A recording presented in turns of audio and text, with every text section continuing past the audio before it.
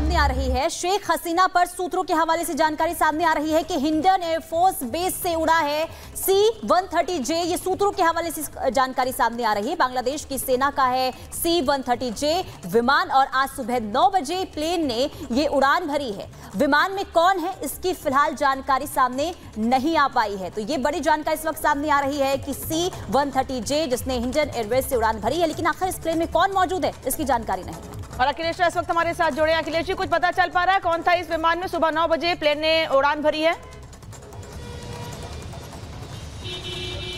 देखिए, जो सोर्सेस के हवाले से बताया जा रहा है वो ये बताया जा रहा है कि ये बांग्लादेशी सेना का विमान था और वहां पर जबकि ये केयर टेकर सरकार बनने के कवायद शुरू हो गई है, ऐसे में इस सेना ने ऐसा कहा जा रहा है कि इस अपने विमान को वापस बुलाया है और कहा यह जा रहा है कि शेख हसीना उसमें नहीं है, वो यहाँ मौजूद है और हिंडन एयरबेस में मौजूद हैं।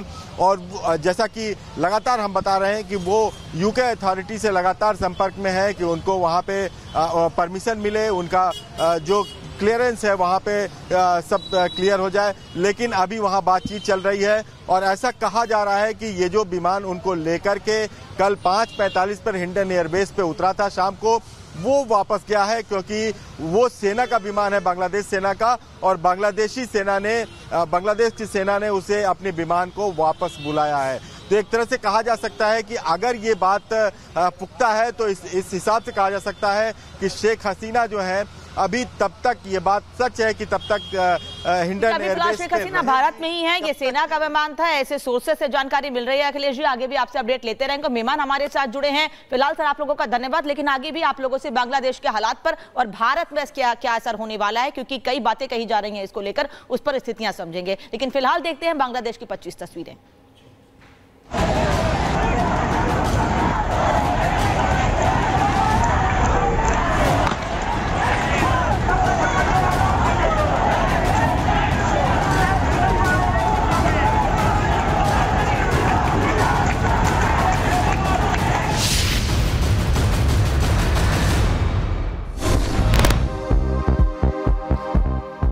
बांग्लादेश में मुस्लिम समुदाय ने हिंदू गांव पर किया हमला, घरों को घेरकर हिंदुओं को गांव से बाहर निकाला, वीडियो भी सामने आया है। बांग्लादेश में हिंसा की भेंट चढ़े हिंदू दंगाइयों ने कई मंदिरों में किया आगजनी, भारतीय सांस्कृतिक केंद्र में तोड़फोड़ की और बांग्लादेश में हिंदुओं और मंदिरों को टारगेट कर रहे हैं दंगाई। बांग्लादेश में हिंदुओं पर हमला, आपको बता दें कि तख्ता पलट के बाद टारगेट पर हैं हिंदू। कट्टरपंथियों ने हिंदुओं को गांव से निकाला। उत्तर बांग्लादेश में डंडों और पत्थरों से लैस भीड़ ने जेल में घुसकर उत्पात मचा दिया। 20 आतंकवादियों समेत 500 से ज्यादा कैदियों को छुड़ा दिया। कई जगहों पर आगजनी भी की गई। बांग्लादेश में प्रेम हाउस में प्रदर्शनकारियों ने रसोई घर में तोड़फोड़ की है। रसोई घर में तोड़फोड़ और खाना खाते भी वीडियो सामने आया है। बांग्लादेश में सेना ने की बड़ी कार्रवाई, ढाका में दंगाइयों के पास से बरामद की गई जो लूटी हुई नकदी थी उसको बरामद किया गया। हालात पर काबू पाने में इस वक्त सेना जुटी हुई है। बांग्लादेश के ढाका में कई जगहों पर फायरिंग हुई है। झड़प का वीडियो भी सामने आया है। बड़े पैमाने पर देश भर में प्रदर्शन हो रहा है। बांग्लादेश में ढाकेश्वरी हिंदू मंदिर की निगरानी में छात्र और पूरे देश में छात्रों ने हिंदू अल्पसंख्यक समुदाय की पूजा स्थलों की सुरक्षा के लिए निगरानी की। बांग्लादेश में उपद्रवियों ने कई पुलिस स्टेशनों पर हमला किया, जमकर की तोड़फोड़ और आगजनी। पुलिस स्टेशनों से हथियार, गोलियां और अन्य सामग्री लूटी गई।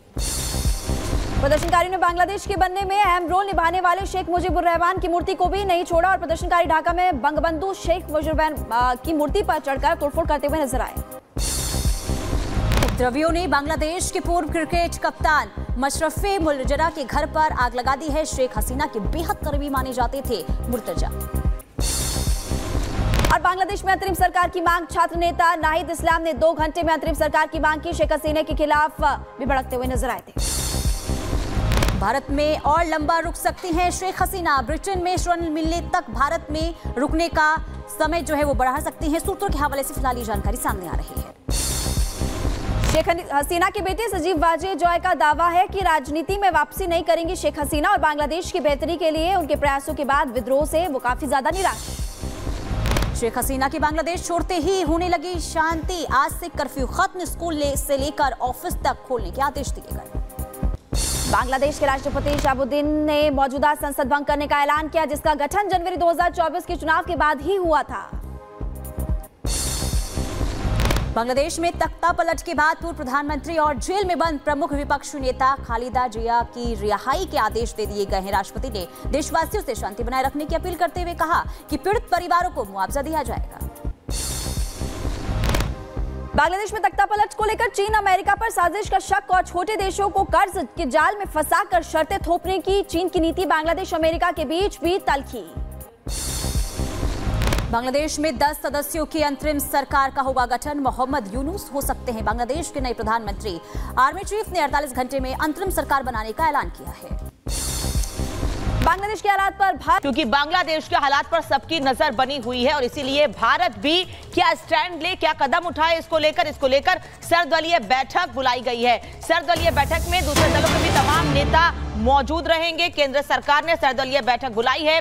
संसद में होने वाली इस बैठक में गृह मंत्री अमित शाह पहुंच चुके हैं, रक्षा मंत्री और विदेश मंत्री भी पहुंचे हैं। बांग्लादेश के हालात पर इसमें चर्चा होगी। बता दें कि कल जैसे ही शेख हसीना को वक्त दिया गया 45 मिनट का कि 45 मिनट के भीतर वो देश छोड़े, उसके तुरंत बाद वो बांग्लादेश से रवाना होती हैं और भारत आती हैं, अगरतला पहुंचती हैं और उसके बाद वहां से उस बिहार और झारखंड के रास्ते होते हुए वो हिंडन एयरबेस पहुंचती हैं और अभी भी वो भारत में ही मौजूद हैं। लेकिन भारत का क्या स्टैंड रहे, भारत क्या कदम उठाए आगे और बांग्लादेश को लेकर, क्योंकि पड़ोसी मुल्क है और पड़ोसी राज्यों से भारत के रिश्ते बांग्लादेश से खासतौर पर अच्छे रहे हैं, शेख हसीना से अच्छे रहे हैं। तो ऐसे में बांग्लादेश के हालात पर चर्चा होगी सर्वदलीय बैठक में। देखिए लगातार इस खबर को लेकर जानकारी आपको दे रहे हैं और इस वक्त हमारे साथ वैभव जुड़े हुए। वैभव, थोड़ी देर में मीटिंग शुरू होने वाली है और क्या जानकारी मिल रही है इस मीटिंग को लेकर, कितनी देर में शुरू होगी?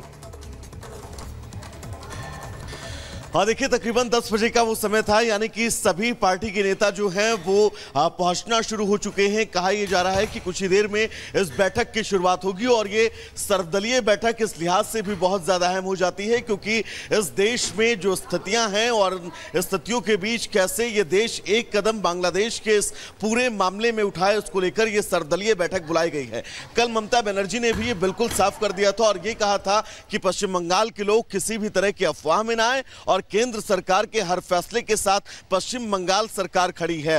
इस स्पष्टीकरण के बाद अब आज सर्वदलीय बैठक, क्योंकि इस वक्त शेख हसीना जो है वो भारत में ही मौजूद है, उनका अगला कदम क्या कुछ होगा इसको लेकर रुख अभी साफ नहीं है। लेकिन सबसे अहम यह है कि अब स्थितियों के बीच आज सर्वदलीय बैठक में क्या फैसला होगा। वो बांग्लादेश से निकलकर अगरतला और अगरतला से वो सीधा गाजियाबाद, गाजियाबाद से दिल्ली पहुंचती हैं और दिल्ली में ही इस वक्त वो मौजूद हैं।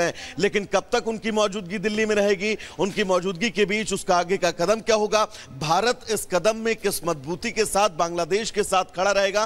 क्योंकि पिछले 10 सालों में अगर बात करें तो भारत के रिश्ते जो हैं वो बांग्लादेश से बहुत ज्यादा सहज रहे हैं। ऐसे में अब बांग्लादेश की पूर्व प्रधानमंत्री शेख हसीना का इन तमाम विपरीत हालातों में भारत के अंदर होना और अब कैसे देश एक फैसला ले बांग्लादेश के इस मुद्दे पर, यही वजह है कि आज संसद के नए परिसर में सर्वदलीय बैठक को बुलाया गया है जहां पर सभी दलों के साथ राय मशवरा किया जाएगा और एस जयशंकर जो है वो मौजूदा हालात की जानकारी जो है वो सभी दलों के नेताओं को देंगे। यानी कि अब आगे स्थितियां स्पष्ट कैसे हों, आगे भारत की रणनीति क्या हो और भारत कैसे। ठीक है वैभव, आप नजर बना के रखिए तमाम अपडेट्स आपसे इस बैठक को लेकर। इस बीच बड़ी खबर सामने आ रही है। छात्र नेता नाहिद इस्लाम का बयान सामने आया है। मोहम्मद यूनुस को अंतरिम प्रधानमंत्री बनाने की अब मांग उठने लगी है।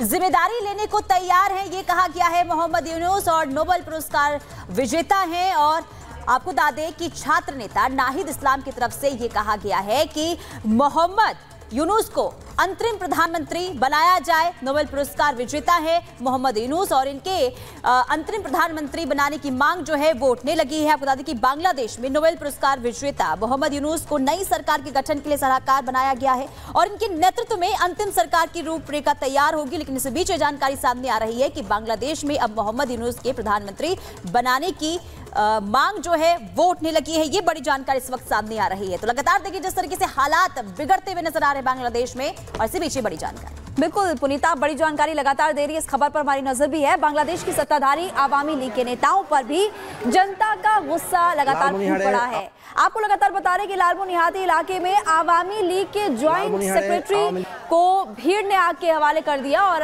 ऐसे में देखिए कुछ तस्वीरें इस वक्त आपकी टीवी स्क्रीन पर आप देखिए, घरों को निशाना बनाया जा रहा है, जो बड़े बड़े आवासों को निशाना बनाया जा रहा है। कल आपने वो तस्वीरें भी देखी थी, पीएम आवास में घुसकर प्रदर्शनकारी कैसे जो फर्नीचर था उसको अपने साथ ले गए, किचन में खाना बनाया, नारेबाजी की, खुशी जाहिर करते हुए नजर आए थे और तोड़फोड़, आगजनी, चारों तरफ कुछ ऐसी तस्वीरें सामने आ रही है। और इस वक्त भी आपको लगातार दिखा रहे चटगांव हो, अलग अलग जगह है बांग्लादेश की जहां पर जो बिल्डिंग्स है उनको आग के हवाले किया जा रहा है, गाड़ियों में तोड़फोड़ की जा रही है, पुलिस कर्मियों की भी मौत हो चुकी है। हालांकि सेना लगातार वहां पर स्थिति को संभालने की कोशिश करते हुए नजर आ रही है, लेकिन